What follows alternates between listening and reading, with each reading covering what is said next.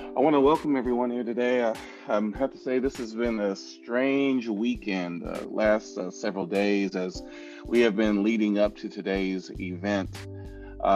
Today we are the path to racial equity, the Aftershow. And my name is Dr. Kazike Prince. I'm the interim executive director for the Central Texas Collective for Racial Equity. And I'm so glad that you could be here today. We are recording our event today because we're in some remarkable circumstances today. For the last several days here in Austin, Texas, we've been snowed in. Now, if you're not from the state of Texas, you know we don't do snow very well, unless you're maybe from the Panhandle. But you get more than like a speck of dust on the ground, and we just shut down. But we actually have several inches of snow, so I feel like I'm in somewhere outside of Colorado or something. But I think and I think we're going to talk about this today. We're actually going to make some adjustments to our event today. We had a number of speakers, but they were not able to attend because the power is out in a lot of different communities.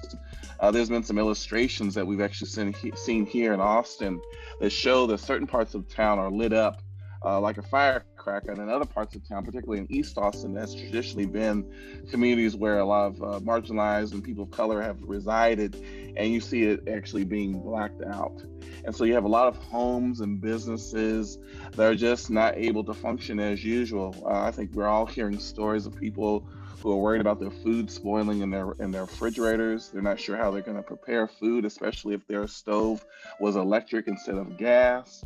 And so there's a lot of challenges. And so we're going into multiple days of people having to deal with this. And so we're going to spend a little time talking about that today, even though our subject's about the next generation of leadership, focusing on racial equity. I feel like it would behoove us to spend some time talking about what's going on in the here and now.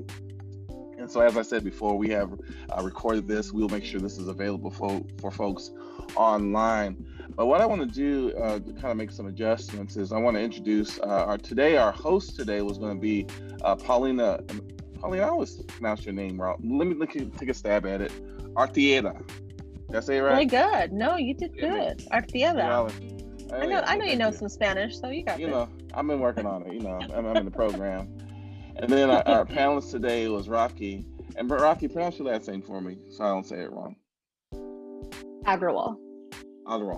Cool. Thank you so much. And I had actually started off this conversation a few weeks ago, actually, several weeks ago, with Paulina. I was brainstorming with her. I said, who are some really great leaders, next generation leaders who are here in our community who could really provide their perspective as far as what do they see as kind of the up and coming issues around racial equity and systemic inequities. And unfortunately, like I said before, folks were not able to attend. However, we still have Rakhi here with us. Paulina, you're a little new school. I'm a little old school. And so we're still going to have our conversation here today. But I wanted to start off by introducing Paulina. She is the executive director for the New Philanthropists.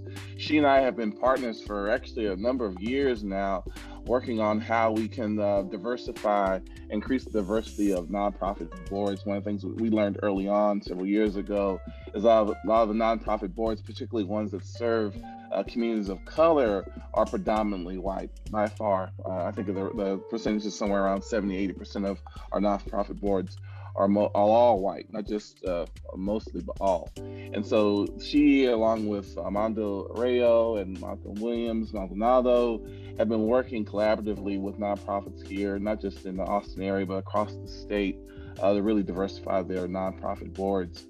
And so I just want to welcome Paulina and say thank you for being here today, despite our challenges with technology and power and all those good things. But I think the good thing is all three of us actually have power. So that's one good thing. Yes. We're super lucky.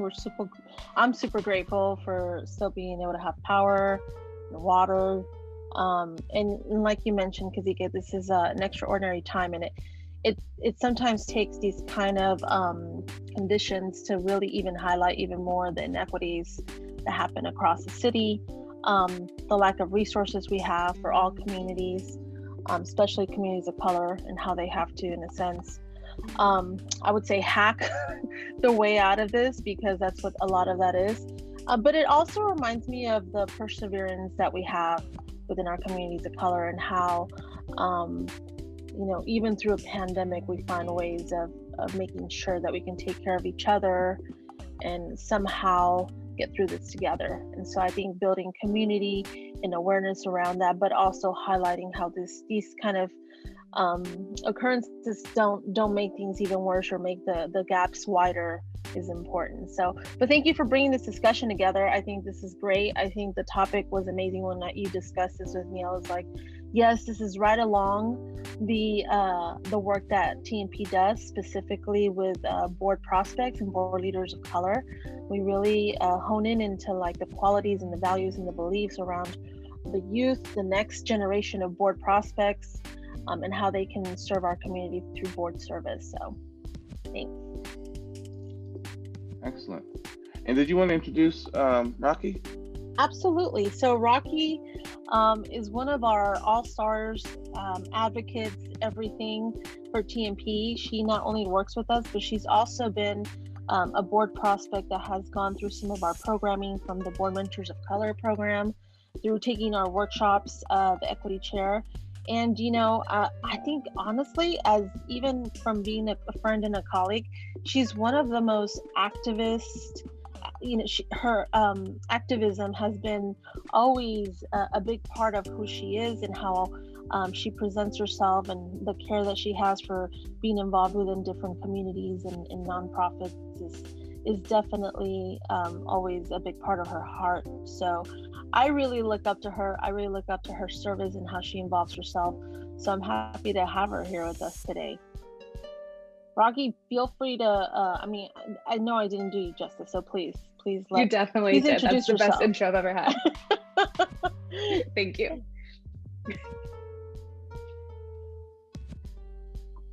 Do you want to introduce yourself? Go for it. If you want to talk a little bit more. About okay. Yeah, of course. Yeah. Sure. So I'm Rakhi. I'm so happy to be here with Kazik and Paulina, two people who I look up to dearly. I have lived my entire life in the social impact sphere. I used to be a classroom teacher here in Austin, in various Title I schools. And then I returned to a career in nonprofit development, where I'm focused on shifting resources in our very capitalist society to BIPOC-led nonprofits and really transforming the nonprofit space for folks currently, and then also for the future generation of kids that I used to teach. So yeah, it's a little bit about me. Cool. Well, I thought it'd be good for us to take a few minutes just to kind of acknowledge the would it be inappropriate to call it the white elephant in the room? I'm not sure what the terminology is right. What's the right the obvious problem that we're dealing with? The elephant. I don't think it's a white elephant, just the elephant. Okay, is this a regular elephant? Okay. Yeah, white elephant is a gift exchange. Oh, my bad. We're not exchanging gifts right now. My bad. I'm never good with saying. I'm like terrible. Like, don't ask me what a saying is. I didn't even think of it. You're right, Rakhi. Yeah. Like, wait a minute. Yeah. There's a gift. I want to acknowledge the realities of I'm looking out my window right now. I'm seeing, my neighborhood has power. I haven't actually had a problem with power. But I have heard endless stories of people dealing with like their washer pipes or outside pipes or pipes in their house, trying to keep them insulated. And then I think, that's more of the kind of on the ground challenges of people. So then there's the issue of getting to work or not. And the good thing is that some people haven't had to go to work, particularly our kids haven't had to go to school because school has been canceled, at least for Austin ISD and other school districts up until this Friday. And so that's been kind of a short-term kind of solution to that challenge. But I want to make sure that we call out the bigger challenge. The state of Texas is unique because we're one of the few states in the country, and I'm not sure if there's another, but I know we're one of very, very few that has its own electrical grid. And that what that's contributed to is, on one side, the positive is that we're a community that is very proud of having our only grid, and we get to serve, and make sure it's unregulated and not being forced by the federal government to do certain things. And so there's a certain sense of independence and we get to do our own thing. But in the midst of this situation, and then we found ourselves in the same situation, 10 years ago with another weather crisis, where our grid was not up to speed to really deal with demand. And one of the things I was talking with Paulina about earlier, and maybe you saw this as well, Rakhi, when you look across the country and you look at this storm coming across the United States, where you're seeing the vast majority of the outages that are going on are in some, I think, maybe Oregon or Washington State, and then a huge swath of them in the state of Texas, from Dallas, North Texas, all the way down to parts of Houston, Austin, San Antonio. And from my understanding, a good chunk of them are in North Texas, but still, I see a lot of red concentrations happening throughout our state. And so it speaks to a bigger challenge, because what my concern is how does something like that impact our marginalized communities, our communities of color, our communities are experiencing homelessness, how they're really burdened in ways that both of you, what are you guys hearing? What are the stories that you're reflecting upon as we're kind of trying to manage this not just the crisis of the storm, but also the pandemic, and whether it be the COVID-19 or the racism pandemic that we're still in the midst of? What are y'all's observations, or what have you seen?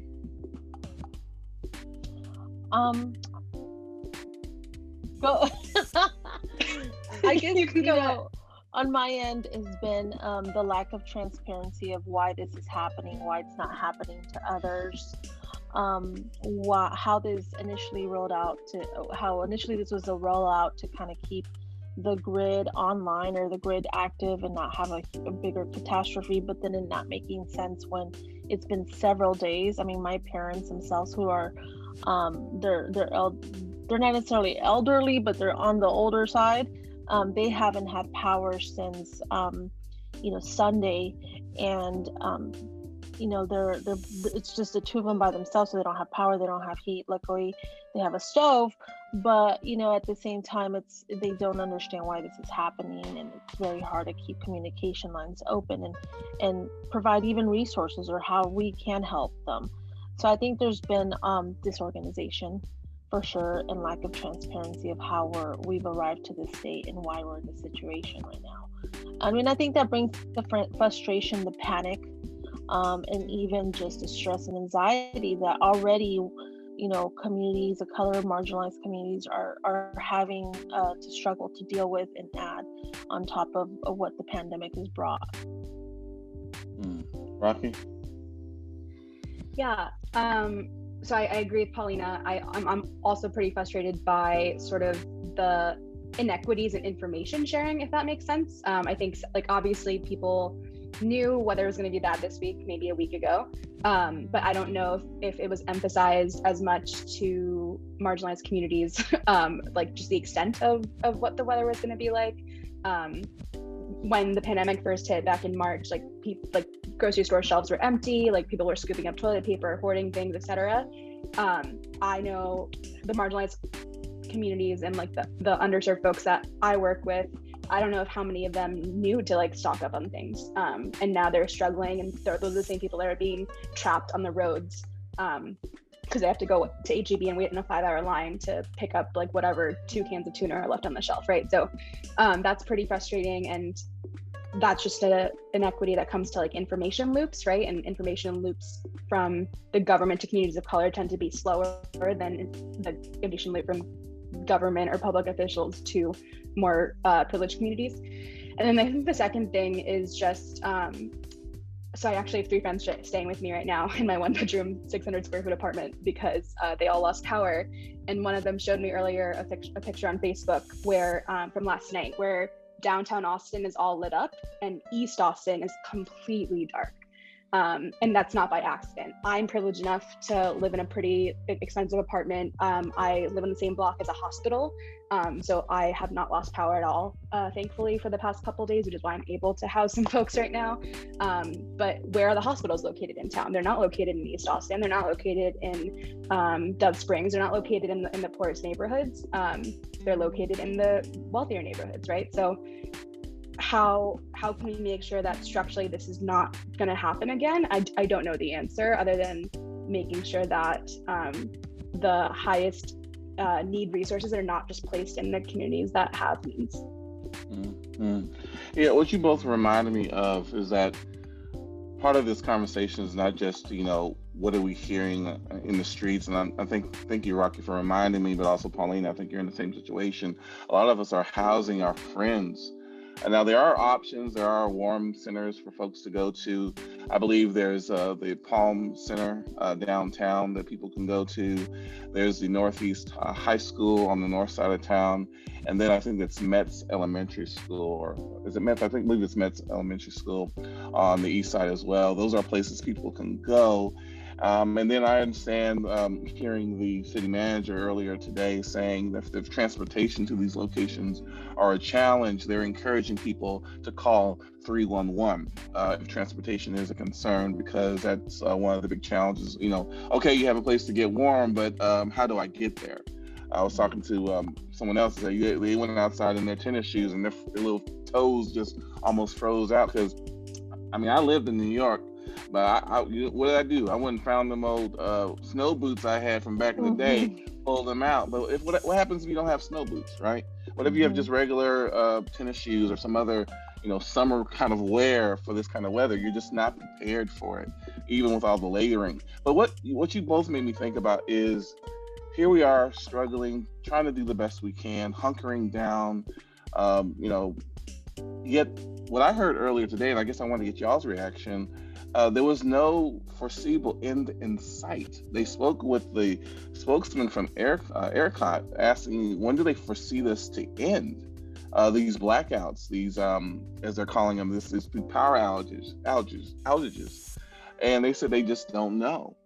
And so I want to get y'all's reaction to that information that was shared earlier today. Well, I just don't think that answer is responsible or good enough, right? If there's one thing we can offer is solutions, and a variety of solutions of what we can do in case there's a plan A, a plan B, and a plan C. And I think that, again, this really adds to the stress and the anxiety that response can cause, because there's literally people with, families with 4 or 5 kids, newborn babies that are at home. I just saw a posting on Ring of a mother needing Similac, the baby powder, Formula. milk powder for her formula. There you go. For her newborn, and she's literally reaching out to the community because she can't get to an HEB. She, obviously there's not an Uber around that can bring her anything. So reaching out to the community through Ring or next door is the resource that she has. But how much can that really help anyone? In terms of, without a foreseeable future, what to plan for is striking. And then there's emergencies that can happen, like you mentioned, for people that are desperate enough to just having to get out and walk and have a slippery slope where they can injure themselves, is even another added anxiety or pressure or risk that you don't want to take on. So I think, those type of responses are not really putting into perspective, again, what every type of community is going through, what every household looks like, and what they're experiencing. It's just a very generalized way of saying we have to deal with it, and we're not giving options. And I think that goes into the bigger problem as to okay, then you're not really connected with the communities and understanding what's going on there. Rakhi, what are your thoughts? Yeah, I agree with Paulina again. I think it's not a good enough response, but I'm also not going to pretend to say that I have a better solution. I'm not a no energy expert, but I do wonder, are there ways that we could be more equitably distributing the scarce amount of energy and resources that we have right now? Is there a way that we could do different parts of town get power for this part of the hour every hour or something like that, versus people like me having power the entire time, and then people that have been without power since 2 a.m. Monday morning. That's something that comes to mind. And then I'm just terrified for folks, and I don't even know if anyone is accurately reporting on deaths or people that are being permanently impacted by this. And I'm anxious to see that reporting come out, because I would suspect that most of those people that are being taken right now are low-income people or people of color. And that's scary to think about and frustrating and angering. Yeah. Yeah, it's just infuriating, to be honest, because I think we've already felt like 2020, we couldn't get that year over with soon enough. Here we are in 2021. We had insurrection at the Capitol.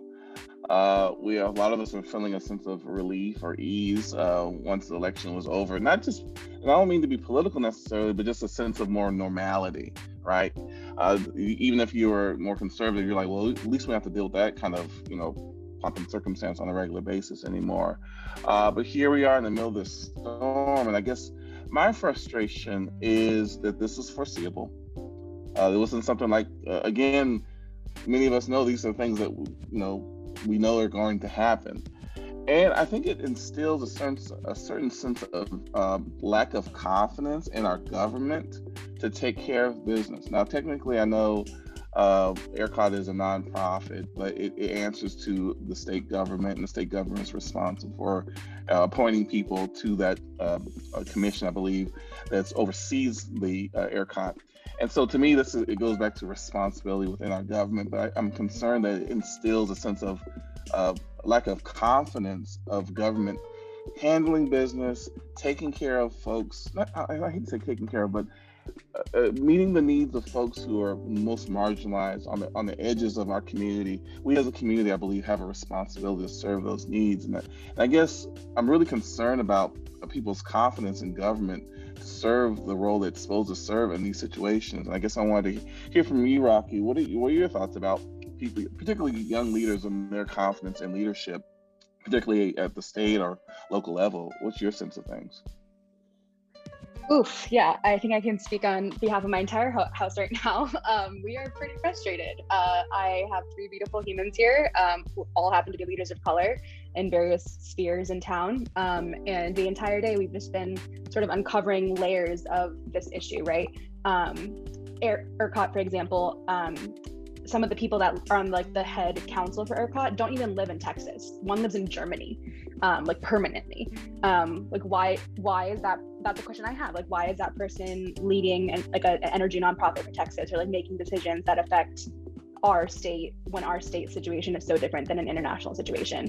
And maybe there's a piece I'm missing there, but there's a lot of questions that this raises in terms of like, what were our officials doing last week? Why didn't they make a bigger deal about any of this? Why weren't we pushed to be better prepared?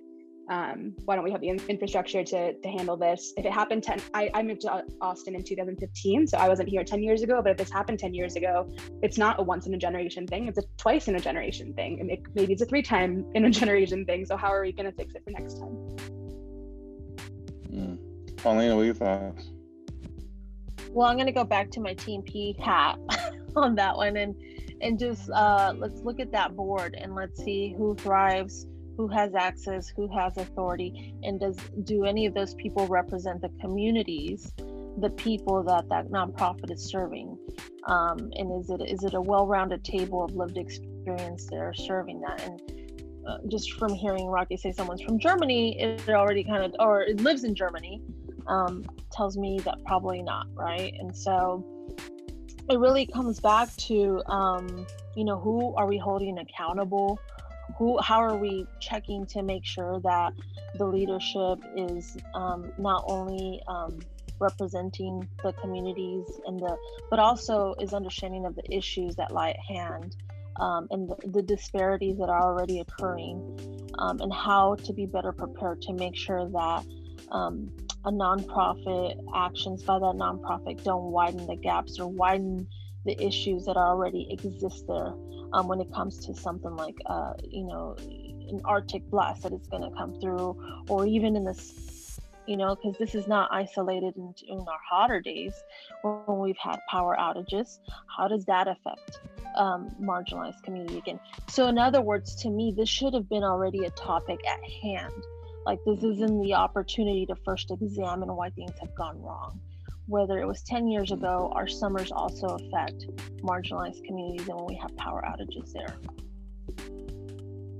Yeah, and thank you for saying that, Paulina, because it's not just the immediate impact that we're dealing with in the here and now and trying to find, food and shelter and warmth and care for the people that we love.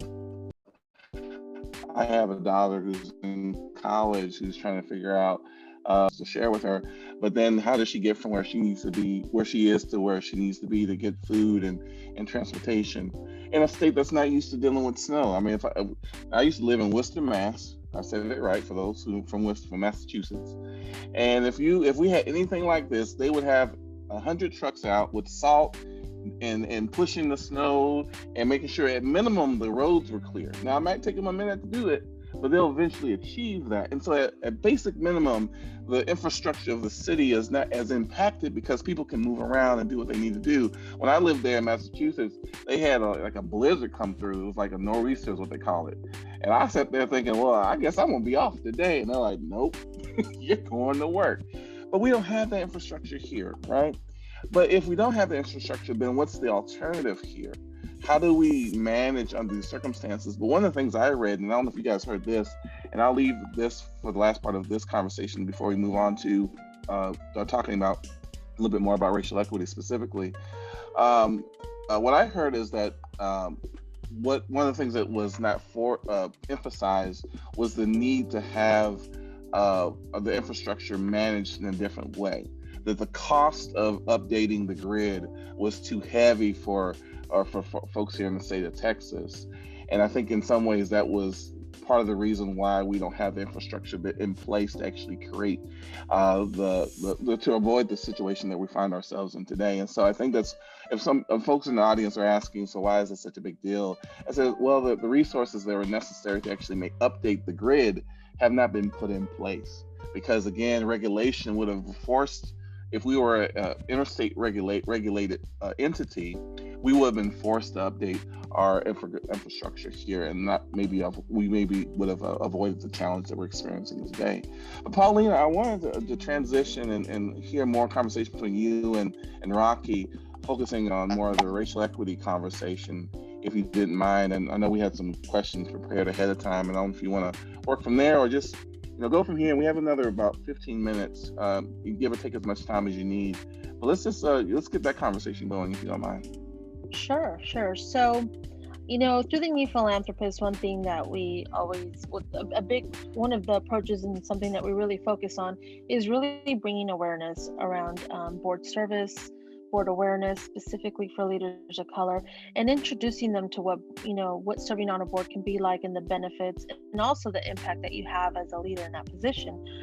More importantly, because leaders of color are valued, their voices are needed, and their lived experience makes a huge difference when it comes to board leadership and how that could help, guide the mission of an organization. So with that in mind, Rakhi, I just kind of want to get from your perspective, how did you get involved within racial equity justice work in your life, and what has driven it? What passion has driven for you to, continue to get involved? Yeah, so I think my personal and professional goals my entire life have been always to find the people and the work that needs me the most. And that's sort of what is keeping me in this work, to answer your second question first. But in terms of how I got into this work, I grew up pretty low income, pretty isolated, pretty much in my own bubble, but I wasn't aware of it at the time, and was privileged enough to sort of have education be the ladder for me out of poverty and out of a lot of situations. It wasn't until college when I sort of started developing this critical lens, or started becoming unblind to a lot of the structural oppressions that I wasn't taught about in my social studies or history classes in high school. I started really being critical and having this lens through which I could see structures of power, privilege, and oppression all around me. So I started becoming really involved with, at first, health-related equity work. So sexual assault awareness, mental health equity in my college life. And then upon graduation, over the 4 years of college, I did a lot of reflecting in terms of how I ended up in a very privileged position versus some people who on paper might have a very similar background to me or look similar to me. And I determined that it was my education that sort of gave me that leg up. So I decided to go into teaching, and I specifically wanted to teach Black and brown kids, low-income kids, kids that looked like me, kids that shared my similar experiences, even if they weren't my kind of brown. So I moved to Chicago to teach on the South Side and did that for about a year before I realized I could not do the cold. So I was allergic to the cold weather. So I moved down to Texas. Lo and behold, fast forward to 2021, still very cold. So that was sort of my like firsthand experience with a lot of the communities down here and the lack of resources. Like Montopolis was my home and my home base for about 4 to 5 years, and that is the poorest zip code in Austin. And I don't know how many people have spent day in and day out in that space with those families, eating dinner with them, driving their kids home, going to church with them on Sundays. And that was very much my exposure to the structural issues that exist down here in Austin, even though I'm not from Austin. And then from education, I realized that even as a classroom teacher who had direct contact with some of our most marginalized families in Austin, I still couldn't have the long-term impact that I wanted to because of other inequities. They didn't have the food that they needed. They didn't have the vehicles that they needed. There were ICE raids going on. So I wanted to go back to the nonprofit sector as the sector that most holistically serves those populations, to make sure that I can structurally change that sector to have a bigger impact. Well, I mean, it definitely sounds like you've made not just a volunteer opportunity, but a career way of life for you. And by participating actively and making sure that you're a part of that structural change that you want to see achieved.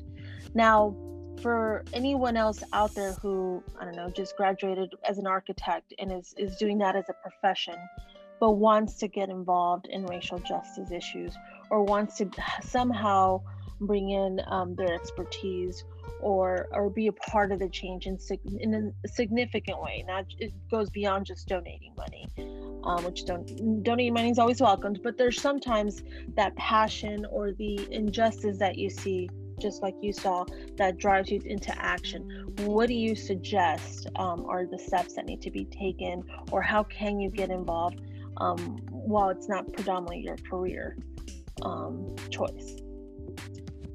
Yeah. So the first thing I would say is we need people with this lens and this framework of understanding in every sector, right? So even if there are architects graduating, like, we need architects that have a racial equity lens. It's not about the work, it's about the belief system and how you sort of enact your values, I think. In terms of how to get involved, I mean, there's so many ways, right? And there's, I definitely think it's a multi-step journey that never ends. So I think the first part is education, which is an ongoing tenet of this journey, is you need to constantly be learning and constantly acknowledge that you don't know everything. I don't have the answers to everything. The systems I want to dismantle, it's not like I have better structures or systems to propose right now. It's more that I see the issues and I'm grounded in what the problems are, and I'm invested in finding the solutions. But I recognize and humble enough to admit that I don't know everything and I constantly make mistakes. I think the second piece is finding spaces to belong to. I think especially for young folks and the next generation, it's really, really important to have a group where you feel safe learning and you feel safe tripping up and you feel safe asking questions that are genuine to where you are, and have other people that are at a similar place as you. For me, spaces like that have been, for example, through the new Philanthropists, through our board matching program, and through our board mentors of color program, and other spaces in town as well, where people are doing on the ground work and I can learn from them and we can level each other up in our understanding. And then the third is just finding a way to apply your unique combination of knowledge and skill sets in a way that doesn't feel overly burdensome to you. So I'm not sure what that looks like in the field of architecture for architects out there. I'm sure someone else could figure that out, but design justice or something like that. And there's a plethora of ways depending on what your skill set is. If you're a tech person, there's ways to use that skill set along with your new racial equity lens to make change there. So really, really trying to get creative in terms of what you can do with those combination of things. No, I think that's great. I think it's always interesting how you can extend yourself through your own profession and bring that equity lens, that racial lens, and even come up with new ideas on how to support, nonprofits, or bring you solutions and innovation into that space. So, I know you and I both have, we've lived through this together. We've been active throughout this. Last 2020 was a very hard year, and it was probably one of those years where, racism was talked about on almost every part of my life. The race and the racism, the anti-racism, all of those subjects, in a sense, were part of many of my discussions. Now, there are Black and brown parents who may be afraid to talk about race and racism with their children. Why do you think we should talk about race, and how do you suggest parents should even begin that conversation when it comes to race and racism with their children? Just because you choose not to talk about something doesn't mean it doesn't exist. It doesn't mean that it's not going to come up. You can equate this to many talks, but for example, the drugs, alcohol, sex talks that parents have to have with their children, I equate the race conversation as being at that level of importance, right? It's just sort of relating to a basic fact of life and the basic systemic structures that we have in this country. And if you don't talk to your kid about race, someone else will, or someone else will treat them based on their race. So it's important for Black and brown parents to make sure that they are the first ones to have that ongoing conversation with their kids, so that their kids have someone to bring questions back to and share experiences with. Absolutely. I also think that, racism, it's an experience that happens whether you talk about it or not.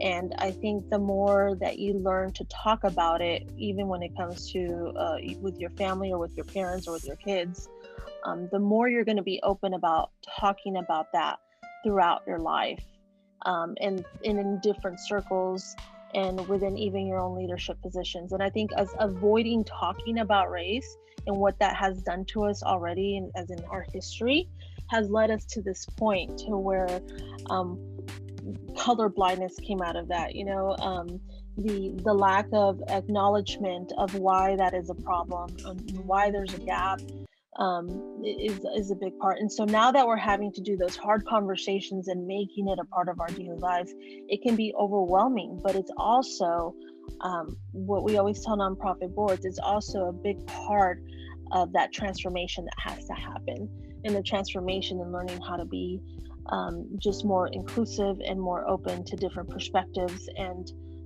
valuing cultures and honoring history around you. So with that in mind, tell me who you think are the next generation of leaders on social media, or otherwise, who represents that kind of change that you think needs to happen to fight racial injustice. Are you looking for specific names in town? Sure, why not? I mean, it could be everyone from a persona you think and an actual name. Why not? Sure. Yeah.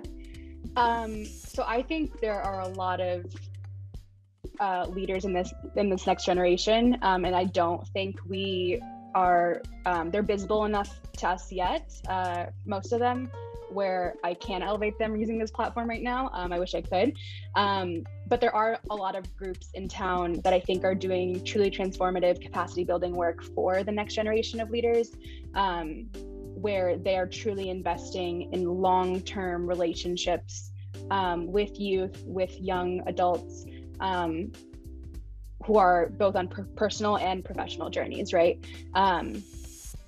Groups like Youth Rise, groups like I'm blanking on other names right now, I'm sorry. But people like Grant Lovelace, who's a young leader in town who really is all about making the youth voice more visible on platforms where we speak, right? And where our colleagues speak at city council, on different boards, things like that. I think it's really, really important that we are lifting those young people up wherever we see them, and holding their hands a little bit more when they do take a step into like unknown waters.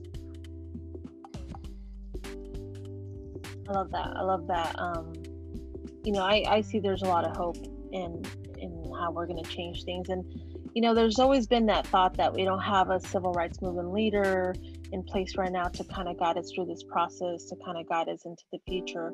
But I think what we're seeing is a bigger movement than a leader happening, a bigger awareness and in a sense, just consciousness of what change can be like and what we all want collectively change to be like. So I think that has come back into motion. Yeah. I'm going to get in here because we're at the 15-minute mark, and I wanted to transition to open it up to the audience. And I know our audience is a little smaller because of what we're dealing with today, but if you folks who are joining us today do have any questions, please put them in the Q&A.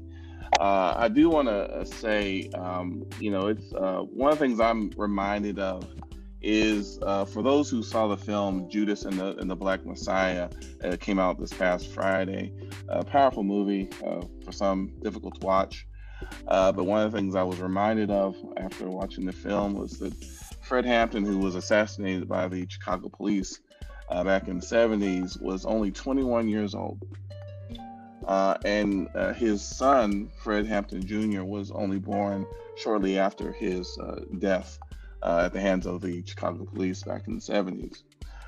And what it reminds me of is the heartache I imagine his family experienced, but also how young he was and the energy and enthusiasm and the brilliance that he brought to the fight to bring communities together. One of the things the film highlights is his ability to bring people from disparate backgrounds with a shared goal and shared kind of vision and mission to deal with things like hunger, education, police violence, because police violence wasn't just impacting Black folks, it was impacting brown folks. It was one of the scenes they had in the film was, I don't know if this is true or not, you always have to ask these things, but he had reached out to some what seemed like some conservative, I don't know if they were the Klan, but they were like Klan-esque, and reached out to them because you getting beat up just like we are, so why can't we work together? They slit in your throat like they slit in ours. So why can't we work together to find justice commonly? And so I mentioned that, Rakhi, because I think I'm really glad that you brought up some of the names and organizations that are doing this work and are various different age groups. And I guess one of the things I think about is how do we learn from the past? And I'm a Generation X. And one of the things I think about, one thing I would have liked for us, not that it was only our responsibility, but it's the responsibility of multiple generations, but it was something I would have done differently in my generation, or asked for something different, was to get away from the colorblind mindset that Paulina just mentioned. I think that was something we were taught. It was something we were encouraged. I tell people all the time, the reason why my given name was Kevin is because I think my mother was trying to make sure that I didn't have a name that stood out too much and would cause me problems. And so we did things to be colorblind, to ignore these differences. And I think if there was a mistake that we made, and there's many of them, I would say that's the one that stands out the most to me, because that's the mindset that I think we're still dealing with in this generation, where we've passed down this idea of colorblindness as the way of dealing with these issues. And I think what Paulina's doing, what you're doing, Rakhi, is to bring some awareness. And so my question to you, and to both of you actually, if you were to look at a past generation, what do you think are one of the mistakes that maybe has been made? And how do we learn from that mistake here in the present?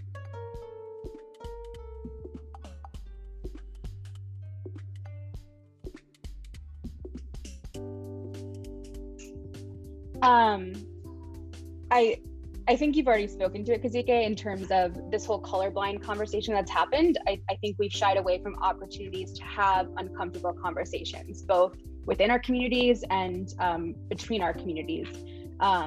We haven't had widespread dialogues when we could have, and I think we're beginning to. But I think there are still some people who haven't found a way to be comfortable in the discomfort yet.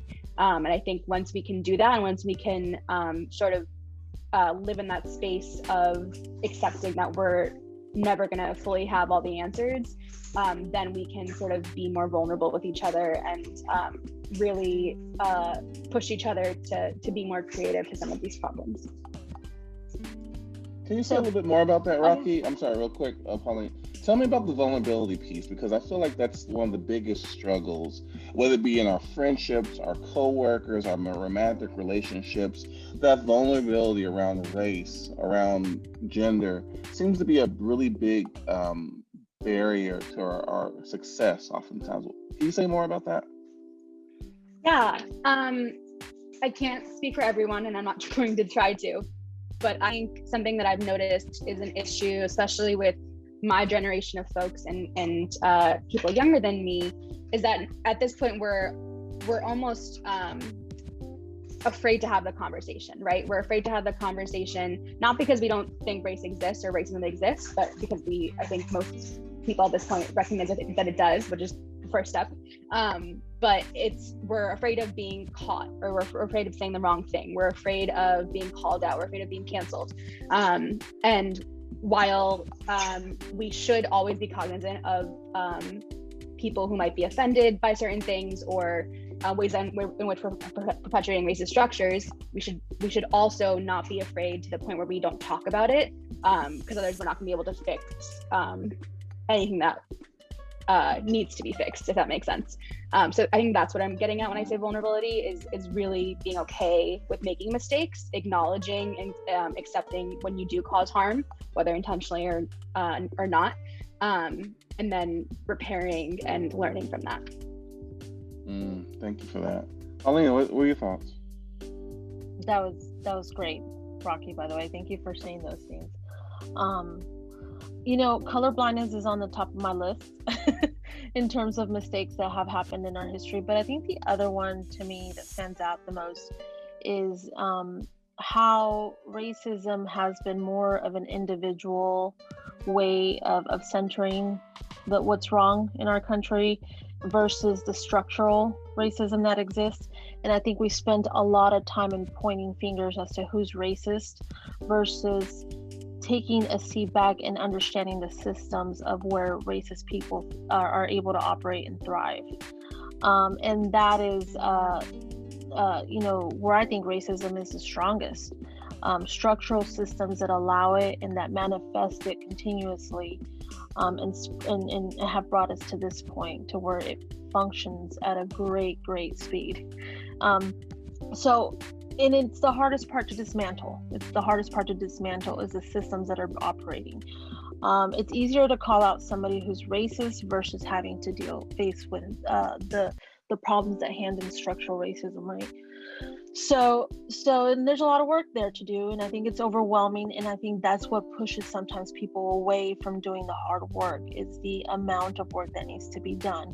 But I think the place where that place that is vulnerable, like Rakhi mentions, and having to have those conversations, having to confront truths from our past, from where we are now, I think collectively that becomes a force of change in my personal point of view.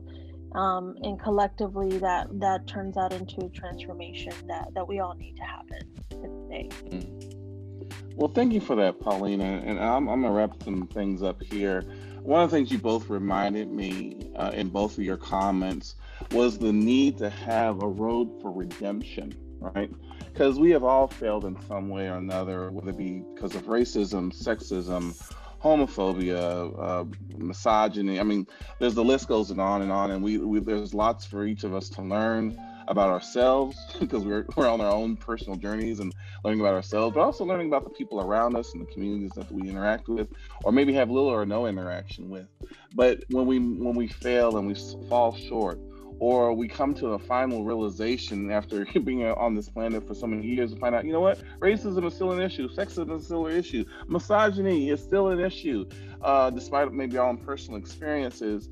And then on that day, you decide, I want to do something. But sometimes we have to go through this kind of reconciliation, this redemption, this path that I think sometimes we're not real familiar with, because there's a lot of shame and guilt that involved with that.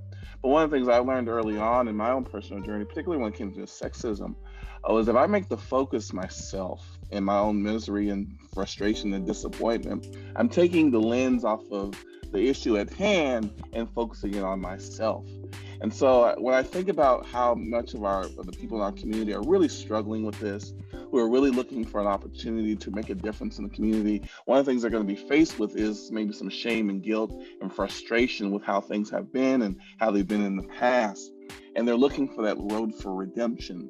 And the kind of, I think one of the challenges here is one of the pitfalls, being so immersed with that misery and frustration that comes with realization of how bad it really is. That it sometimes is a distraction from focusing on the issue at hand. But that doesn't mean you can't focus on it. What I'm saying is that might be a private experience or experience of maybe other people like yourself. You know what? I'm a white person who's been on this planet for 75 years or 45 years or 22 years. And I just finally realized racism is really an issue because my best friend finally felt comfortable enough to talk with me about this, and I knew nothing about it. Wow. Let me talk to other white people having that same experience. So now I don't distract from the issue of racism to other people of color, but I can talk to other whites who are having that experience and really, what is that like for them? And so what it makes me think about is the group here in Austin is called Undoing Racism, but really I imagine focuses on those topics and other topics as well. And so I want to wrap things up. I want to say thank you to Paulina, our executive director from the New Philanthropists. We also have Rakhi, who's also one of our up and coming new leaders. And she's been just phenomenal. She's been doing excellent work here in the community. I know she's working with New Philanthropists and other organizations. She's worked with Mimi Stiles over there with Measure Austin and a number of other folks just out there hustling and making stuff happen. So I want to say thank you to both of you for being here today and being part of this conversation on racial equity. So thank you so much. Any last final thoughts you guys want to share? Well, thank you. Thank you, Kazike, for doing everything you do, for bringing this together, for bringing a community of support, of efforts to have these discussions that are so important. And I know that we wouldn't be able to do this without you. So thank you. That's what I want to say. Thank you, Paulina. Thank you so much for having me. This is my first panel ever, so I truly feel like the next generation trying to follow in your two footsteps. So thank you very much. And I hope anyone that's listening is very warm and well fed. Excellent. All right. Well, thank you, folks. Good night.